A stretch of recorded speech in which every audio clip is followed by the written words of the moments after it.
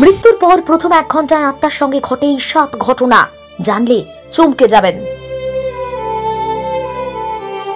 মৃত্যুর পর আমাদের সঙ্গে কি ঘটে তার বর্ণনা ও ব্যাখ্যা পাওয়া যায় গরুড় পুরাণে। মৃত্যু হলে দেহ নষ্ট হয়ে গেলেও আত্মা অবিনশ্বর। জেনে নিন এই সময় কি অভিজ্ঞতার মধ্যে দিয়ে যায় আত্মা। হিন্দু ধর্ম জন্মান্তরে বিশ্বাসী। সনাতন ধর্ম অনুসারে মৃত্যুতে জীবদেহই শুধু বিনষ্ট হয়, আত্মা চিরকালীন অবিনশ্বর। মৃত্যু হলো জীবনের চিরকালীন সত্য। যার জন্ম হয়েছে তার মৃত্যু হবেই, তার করাল গ্রাস থেকে কেউ পালাতে পারবে না। মৃত্যুর পর দেহ পঞ্চভূতে বিলীন হবে, তবে আত্মা অমর, যার লয় নেই, ক্ষয় নেই। সে আগুনে পড়ে না, জলে ভেজে না, কোনো অস্ত্রে তাকে কাটা যায় না। আত্মা শুধু কর্ম অনুসারে এক জীবদেহ থেকে অন্য জীবদেহে যায়। কিন্তু জানেন কি মৃত্যুর পর ঠিক কি হয় আত্মার সঙ্গে? গরুড় পুরাণ বলছে মৃত্যু ঠিক 1 ঘন্টার মধ্যে আত্মার সঙ্গে এমন ঘটনা ঘটে যাতে সে অশান্ত চঞ্চল হয়ে পড়ে। কোন সেই 7 ঘটনা জানাবো আপনাদের। মৃত্যুর পর আত্মা যখন মরদেহ ত্যাগ করে কিছুক্ষণের জন্য সে জ্ঞান হারায়, ঠিক যেন দীর্ঘ সময় ধরে কঠোর পরিশ্রমের পর ক্লান্ত হয়ে ঘুমিয়ে পড়ে।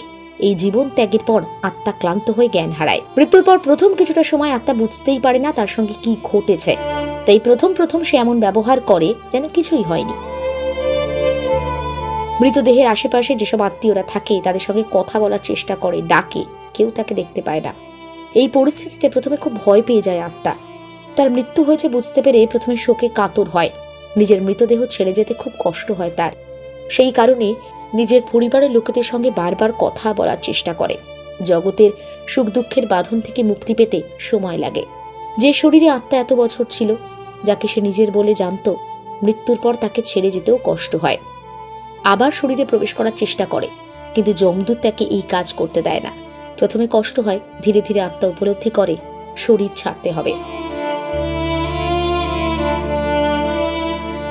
মৃত্যুর পর শরীর থেকে বিচ্ছিন্ন হওয়ার কিছু সময় পর আত্মা জীবদ্দশায় নিজের সব কাজ মনে করে, ভালো কাজ, খারাপ কাজ, সবটা। নিজের পরিবারে আত্মীয় বন্ধুদের তার মৃতদেহ ঘিরে কান্নাকাটি করতে দেখে আত্মার মনে হয় তার সঙ্গে কেমন ব্যবহার হয়েছে। এরপর আত্মা যমলোকের উদ্দেশ্যে পাড়ি দেয়।